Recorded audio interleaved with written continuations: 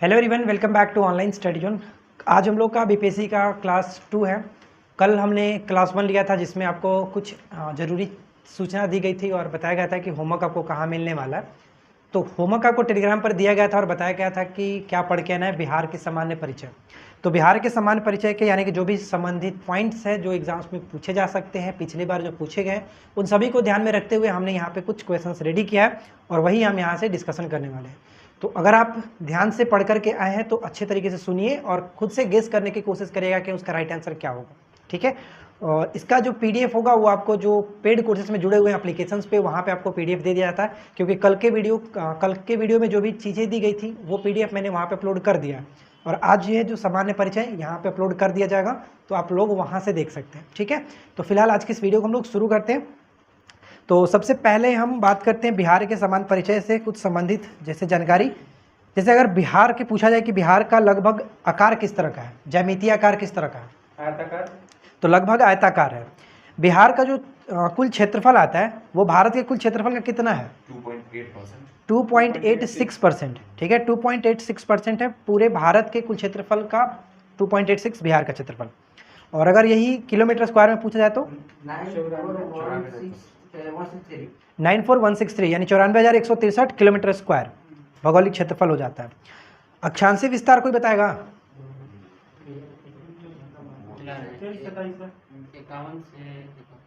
अक्षांशीय विस्तार मैंने इस पर वीडियो बना रखा है और वहाँ से देख करके आप समझ सकते हैं कि जो पूर्वी देशांतर होता है और अक्षांश होता है किस तरह का होता है। जैसे अगर अक्षांशीय विस्तार की बात करें तो 24 डिग्री 20 मिनट 10 सेकेंड से लेकर के 27 डिग्री 31 मिनट 15 सेकेंड होता है उत्तरी अक्षांश तक। और देशांतरीय विस्तार की बात करते हैं तो 83 डिग्री 19 मिनट 50 सेकेंड से लेकर के 88 डिग्री 17 मिनट 40 सेकेंड पूर्वी देशांतर होता है। इसको अच्छे तरीके से मैंने वीडियो में समझा दिया है, कल की वीडियो आप देख लीजिएगा, वहाँ पे आपको समझ में आ जाएगा। क्षेत्रफल की दृष्टि से भारत में बिहार का स्थान कौन सा है? क्षेत्रफल की दृष्टि से 13वां। और अगर हम उत्तर से दक्षिण की लंबाई की बात करें, उत्तर से दक्षिण 385 यहाँ पे 385 345 होना चाहिए, 345 होना चाहिए। तो 345 किलोमीटर है, 345 किलोमीटर। और पूरब से पश्चिम चौड़ाई की बात करते हैं तो 483 किलोमीटर। 345 में क्या हुआ था? चंद्रगुप्त मौर्य का जन्म। और 483 में क्या हुआ था? गौतम बुद्ध का मृत्यु। इस तरह से याद रख लीजिए। और इसकी सीमाएं बताइए, बिहार की सीमाएं। उत्तर में नेपाल, साउथ में झारखंड और पूर्व में उत्तर प्रदेश। उत्तर में नेपाल, दक्षिण में झारखंड, पूर्व में पश्चिम बंगाल, पश्चिम में उत्तर प्रदेश। ठीक है। और चलिए आगे बताइए कि प्रतीक चिन्ह पूछते हैं ना। राजकीय चिन्ह क्या है? बोधि वृक्ष। राजकीय चिन्ह बोधि वृक्ष। और राजकीय पशु गौर। राजकीय पशु गौर। राजकीय पक्षी गौरैया। और राजकीय वृक्ष पीपल। पीपल राजकीय चिन्ह होता है बोधि वृक्ष और राजकीय वृक्ष पीपल। राजकीय पुष्प गेंदा। गेंदा फूल होता है। और जनसंख्या संबंधी कुछ जानकारी बताइएगा, यहाँ पे बहुत इंपॉर्टेंट है, इसी को बताना है। कुल जनसंख्या लगभग कितना होता है? लगभग आप 10 करोड़ 41 लाख कह सकते हैं लगभग में। ऐसे एग्जैक्ट होता है 10 लाख 2011 की जनगणना के अनुसार 10 करोड़ 40 लाख 99,452। कुल जनसंख्या का कितना प्रतिशत है? 8.6%। 8.6%। जनसंख्या के आधार पर कौन सा स्थान? तीसरा। क्षेत्रफल के स्थान पर तीसरा तरह होता है। दासकीय वृद्धि दर यानी कि 2001 से लेकर के 2011 की जनसंख्या में जो वृद्धि दर हुई कितना प्रतिशत? 25.4%। बिल्कुल सही। सर्वाधिक दासकीय वृद्धि दर्शाने वाला जिला? मधेपुरा। और न्यूनतम? गोपालगंज। सबसे ज्यादा दर्शाया है किसने? तो मधेपुरा ने। और सबसे कम दर्शाया है गोपालगंज ने। बिहार का लिंगानुपात 918 प्रति 1000 महिलाओं पे 918। इस तरह उल्टा बोल दिएगा, प्रति 1000 पुरुष पे 918 महिलाएं। इस तरह से 918 उल्टा बोल दिए थे। सर्वाधिक लिंगानुपात वाला जिला गोपालगंज जो कि 1021 है, 1021। और न्यूनतम लिंगानुपात वाला जिला मुंगेर 876। तो यहाँ पे ध्यान रखिएगा 918 बिहार की लिंगानुपात, और सर्वाधिक में हो जाता है कौन? गोपालगंज, और न्यूनतम में हो जाता है मुंगेर। जनसंख्या घनत्व में बात करें तो कितना है बिहार का जनसंख्या घनत्व? 1106 व्यक्ति प्रति वर्ग किलोमीटर। सर्वाधिक जनसंख्या घनत्व शिवहर का 1880, और न्यूनतम जनसंख्या घनत्व कैमूर का जो कि 488। सबसे अधिक जनसंख्या किस जिले की है? पटना की। न्यूनतम शेखपुरा।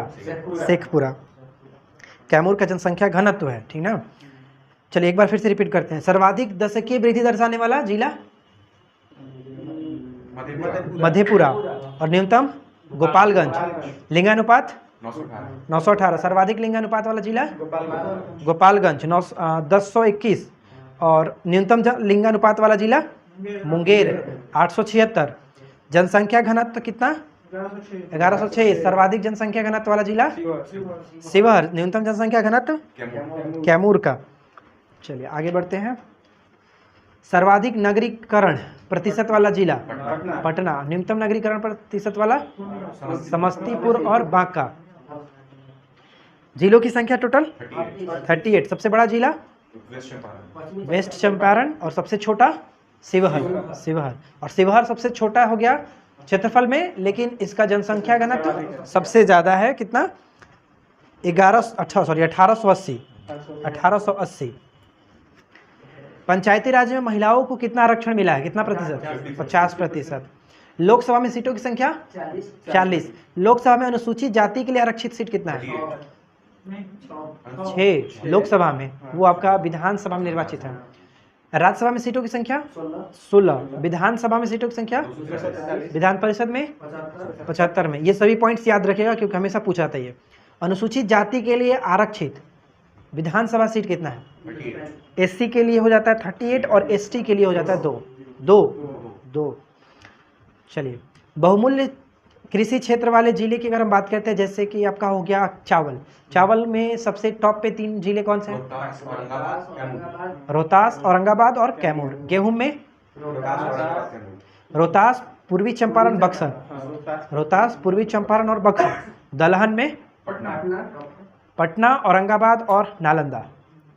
चलिए, जलवायु और मौसम से संबंधित बताइएगा कि मानसून का प्रवेश बिहार में कब होता है? 9 से 10 जून। वर्षा का स्रोत क्या है? दक्षिण पश्चिम मानसून। भारत में ज़्यादातर लगभग 75% वर्षा इसी से होता है, इसी मानसून से। सर्वाधिक वर्षा वाला जिला? सबसे कम वर्षा वाला जिला? अरवल। सर्वाधिक वर्षा वाला जिला किशनगंज। सबसे कम वर्षा वाला जिला अरवल। सर्वाधिक गर्म जिला कौन सा है? गया। सबसे ठंडा जिला कौन सा है? गया। चलिए अब बताइए, विविध तथ्य है। जैसे सबसे बड़ी सिंचाई परियोजना की बात करते हैं तो क्या है? गंडक परियोजना। डॉल्फिन दिवस कब मनाया जाता है? 5 अक्टूबर। डॉल्फिन दिवस 5 अक्टूबर। सर्वोच्च शिखर बिहार का सोमेश्वर की पहाड़ी 874 मीटर। बिहार का शोक किस नदी को? कोसी नदी को। गंगा नदी का बिहार में प्रवेश कहाँ पे होता है? भोजपुर में, बक्सर के चौसा में। ककोला जलप्रपात कहाँ है? नवादा में पड़ता है। ककोला जलप्रपात नवादा में। समुद्र तट से बिहार की दूरी कितनी है?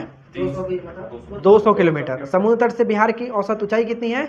153 मीटर, 53 मीटर और 173 फीट। सिर्फ 53 मीटर और 173 फीट। फीट में बात करते 173 फीट, और मीटर में बात करते तो 53 मीटर। राष्ट्रीय पार्क बताइए कितने हैं? एक। कौन सा? वाल्मीकि राष्ट्रीय उद्यान कहाँ पड़ता है? पश्चिमी चंपारण में। तो देखिए, बिहार से सामान्य जो जानकारी थी हमने यहाँ पे कंप्लीट किया। कल का जो टॉपिक रहेगा वो आपको बताया जाएगा टेलीग्राम पर, और ये पीडीएफ आपको जो हमारा 67वीं बीपीएससी का पेड कोर्स है एप्लीकेशन पे, वहाँ पे डाल दिया जाएगा। वहाँ पे फोल्डर बना दिया गया है डे वाइज करके। करंट अफेयर्स भी वहीं पे डाला जा रहा है, आप वहाँ से देख लीजिएगा। तो चलिए अब हम बात करते हैं बिहार के करंट अफेयर्स के बारे में। जो मैंने कल पूछा था उसको एक बार रिविजन्स करेंगे, और आज हम लोग कुछ नया भी पूछेंगे। तो सबसे पहले आपका है बिहार करंट अफेयर्स डे 1। तो डे 1 में कल कुछ इंपॉर्टेंट हम पूछ लेते हैं, एक बार रिपीट कर लेते हैं, ठीक है। सतघारवा जलाशय का पुनर्शुरुआत कहाँ, किस जिले में?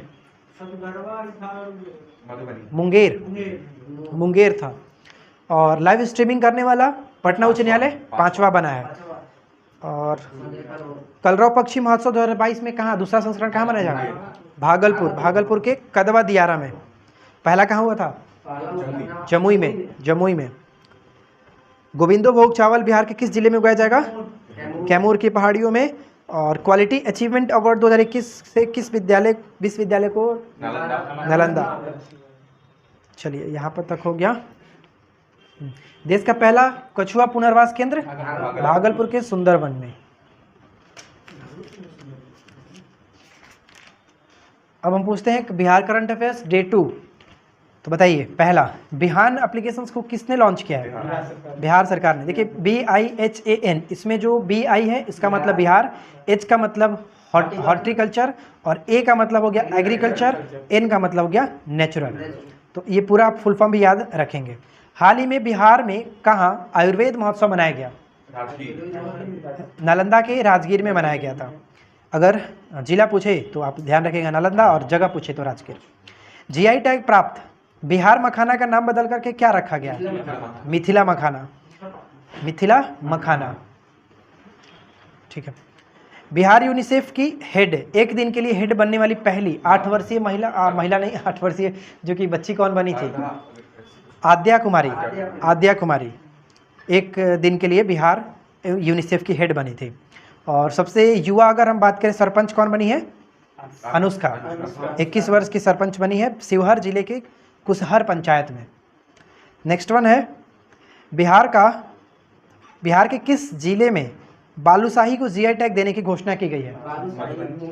सीतामढ़ी। सीतामढ़ी में। भारत का पहला चावल का साइलो गोदाम कहाँ बनेगा? बक्सर और कैमूर में। साइलो गोदाम मतलब जानते हैं ना? मतलब बहुत बड़ा गोदाम होता है जहाँ पे चावल अनाजों को रखा जाता है, जैसे चावल गेहूं को रखा जाता है, और इसमें काफ़ी लंबे समय तक स्टॉक किया जा सकता है, इसमें खराब नहीं होता है। तो बिहार में बनने वाला ये आपका भारत का पहला, जो कि बक्सर और कैमूर में। इस गोदाम की जो क्षमता होगी चावल के लिए 12,500 मीट्रिक टन और गेहूं के लिए 37,500 मीट्रिक टन। भारत का पहला इंस्टीट्यूट जहां इंजीनियरिंग की पढ़ाई हिंदी में भी होगी, NIT पटना। NIT पटना, इसको याद रखिएगा। बिहार में परिवार नियोजन दिवस हर महीने की किस तारीख को मनाने की घोषणा की गई है? 21 तारीख को। बिहार में परिवार नियोजन प्रत्येक 21 तारीख को मनाने की घोषणा की गई है। मुख्यमंत्री नीतीश कुमार ने बिहार का दूसरा रोपवे जो है, रोपवे सेवा है, मंडार पहाड़ियाँ हैं, मंडार पहाड़ियों में शुरू किया गया, उद्घाटन किया गया। यह किस जिले में है? बांका में। जो पहला स्टार्ट किया गया था वो राजगीर में, और दूसरा आपका मंडार पहाड़ियों में किया गया है रोपवे, जो कि बांका में। और बांका में एक बांध भी बनाया जा रहा है जिसका नाम है उडीनी बांध। उडीनी बांध। बिहार के पहले ट्रांसजेंडर कांस्टेबल कौन बने थे? रचित राज, ठीक है, जिनका हाल ही में मतलब इनका देहांत भी हो गया था एक्सीडेंट में। फूड सेफ्टी इंडेक्स 2021-22 में 22 के द्वारा जारी सूचकांक में बिहार का स्थान कौन सा है? अंतिम से आखिरी।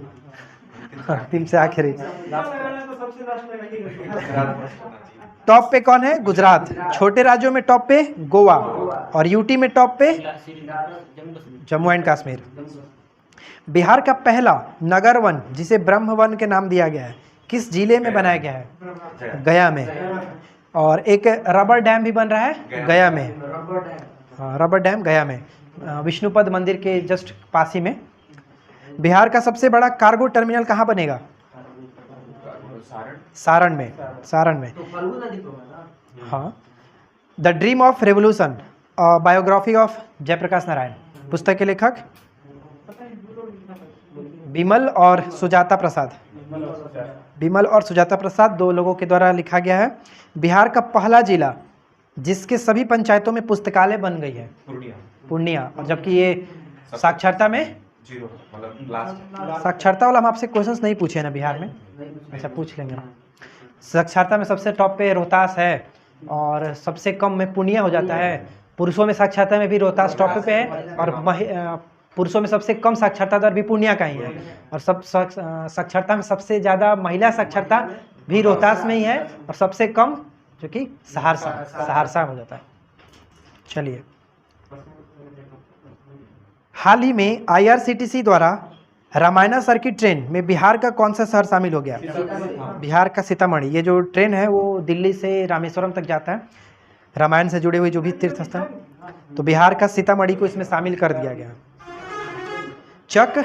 चक बिहार सॉफ्टवेयर को किस आईआईटी ने बनाया है? रुड़की। चक बिहार सॉफ्टवेयर का काम क्या होगा? जो हाँ चकबंदी के लिए जो इस्तेमाल किया था ना, छोटे छोटे टुकड़ों को जमीन को एक जगह करने के लिए, उसमें इस्तेमाल किया जाएगा इसको। तो आईआईटी रुड़की के साथ समझौता हुआ है। बिहार में देश का पहला शिल्प कला म्यूजियम कहाँ बनेगा? पटना में। बिहार का पहला हेलीपोर्ट कहाँ बनेगा? बोधगया में, उड़ान योजना के तहत। ठीक है, उड़े देश का आम नागरिक योजना के तहत बोधगया में बनेगा हेलीपोर्ट। चलिए, ये हो गया आपका बिहार का करंट अफेयर्स कंप्लीट। अब हम लोग बात करते हैं कुछ एक्स्ट्रा मिक्स क्वेश्चंस। तो मैंने यहाँ पे लिखा है मॉडर्न हिस्ट्री से, बिहार के मॉडर्न हिस्ट्री से। तो बताइएगा, दानापुर छावनी, पहले कल के कुछ क्वेश्चंस रिवीजन कर लेते हैं हम लोग। कल का आपका क्वेश्चन था स्वतंत्रता संग्राम से रिलेटेड।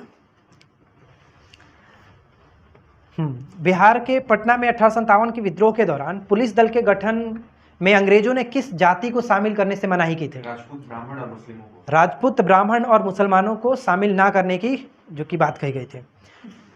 अगला प्रश्न है कि किसने कहा था कि कुंवर सिंह अपने को आरा क्षेत्र का शासक घोषित कर दिए हैं? सैमुअल ने कहा था। बिहार में कंपनी सरकार के विरुद्ध विद्रोह करने वाले नाना सिंह कहाँ के जमींदार थे? नाना सिंह नवादा के थे। राजगीर पर कब्जा किसने किया था? हैदर अली खान, जिसको फांसी 9 अक्टूबर 1857 को दी गई थी। राजवाड़ों का विद्रोह कहाँ हुआ था? नवादा में ही। जगदीशपुर में 1857 में किसके नेतृत्व में समानांतर सरकार का गठन किया गया था? अमर सिंह, जिसके प्रधान हरिकिशन सिंह को बनाया गया था। बिहार में पहला विद्रोह कब हुआ? 12 जून 1857 को देवघर जिले में, जहाँ से रोहिणी गांव से मुख्यालय रेजिमेंट जो हटा करके कहाँ किया गया था? भागलपुर। पटना में विद्रोह कब हुआ? 3 जुलाई 1857 को। किसके नेतृत्व में? पीर अली। कौन थे? पुस्तक विक्रेता।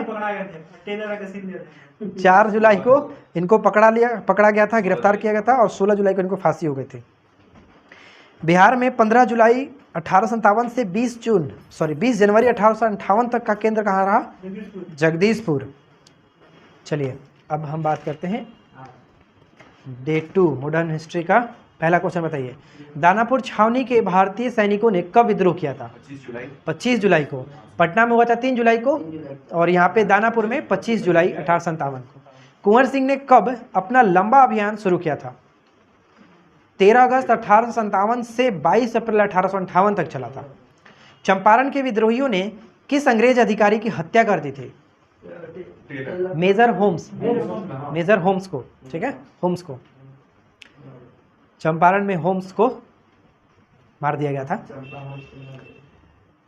छोटा नागपुर में विद्रोहियों के नेता कौन था? छोटा नागपुर में विश्वनाथ ठाकुर विश्वनाथ सहदेव। छोटा नागपुर में विद्रोहियों के नेता कौन थे? तो ठाकुर विश्वनाथ सहदेव। जगदीशपुर में अमर सिंह के नेतृत्व में स्थापित समानांतर सरकार का प्रधान कौन था? हरिकिशन सिंह। 1857 के विद्रोह से बिहार का कौन सा भाग अप्रभावित रहा था? मुंगेर अप्रभावित रहा था। कुंवर सिंह ने किस युद्ध में नाना साहब का सहयोग किया था? कानपुर के युद्ध में। कुंवर सिंह ने कब आजमगढ़ पर अधिकार किया था? 26 मार्च 1858। 26 मार्च 1858 को ध्यान रखिएगा। और 26 अप्रैल को इनकी मृत्यु हुई थी ना, 26 अप्रैल वाला डेट जो इनकी मृत्यु का डेट था 1858 को। और यहाँ पे जो आजमगढ़ किले पर अधिकार करने से पहले जो युद्ध हुआ था, कर्नल मिलमैन और कुंवर सिंह के बीच हुआ था, जिसमें अंग्रेजों की पराजय हुई थी, तब इन्होंने अधिकार किया था। 1857 के आंदोलन के दौरान किसने अंग्रेजों के विरुद्ध छापामार युद्ध करता रहा? अमर सिंह। कहाँ पर? कैमूर के पहाड़ियों में। मोहम्मद हुसैन खां किस क्षेत्र में विद्रोह का नेतृत्व किए थे? छापरा में। मोहम्मद हुसैन खां किस क्षेत्र से विद्रोह किए थे? छापरा से। अमर सिंह को किसने गिरफ्तार किया था? महाराजा जंग बहादुर। मृत्यु कब हुआ था अमर सिंह की मृत्यु? 5 फरवरी 1860 पेचिश के कारण गोरखपुर जेल के अस्पताल में। बहावी आंदोलन के प्रणेता कौन थे? सैयद अहमद खां।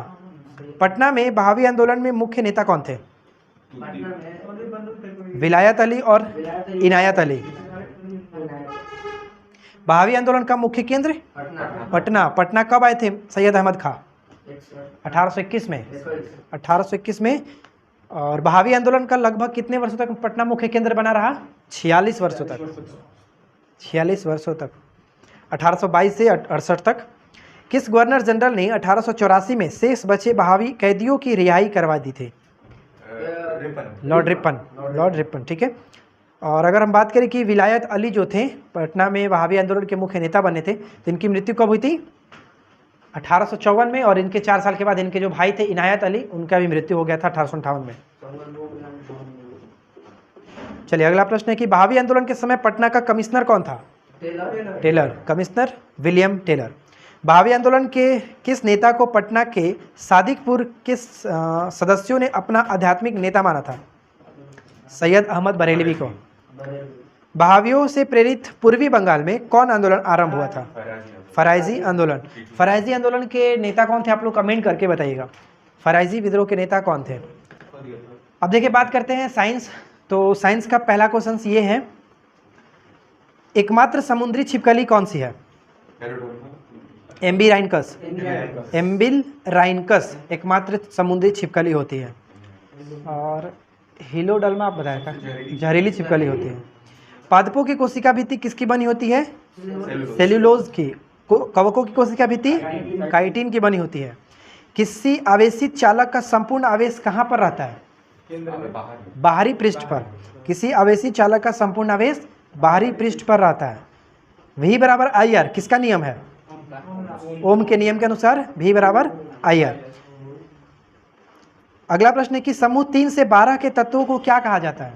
समूह 3 से 12 के तत्वों को डी ब्लॉक के तत्व कहा जाता है। चमगादड़ों से परागण को किस नाम से जानते हैं? चेरेटोफिली। जबकि हवा द्वारा परागण एनीमोफिली होता है। लाइकेन जो है किसके किसके मिलके बनता है? कवक और शैवाल लाइकेन बनता है। जीव विज्ञान की वह शाखा जिसमें विलुप्त जीवों का अध्ययन किया जाता है? पैलेंटोलॉजी, बिल्कुल सही है, पैलेंटोलॉजी। जीव विज्ञान की वह शाखा जिसमें विलुप्त जीवों का अध्ययन किया जाता है, पैलेंटोलॉजी। ऊष्मा स्थानांतरण की विधियां हैं कौन कौन सी? विकिरण, चालन, संवहन और विकिरण ऊष्मा स्थानांतरण की विधियां हैं। कूलाम का नियम कब दिया गया था? 1785 में।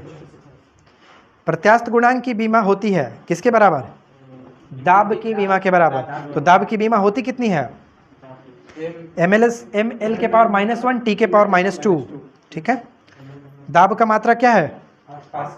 और यह एक न्यूटन प्रति मीटर स्क्वायर। टांका किसका किसका मिश्रण है? सीसा और टीन का। टांका सीसा और टीन का। पीएच का पूरा नाम? Potential of hydrogen.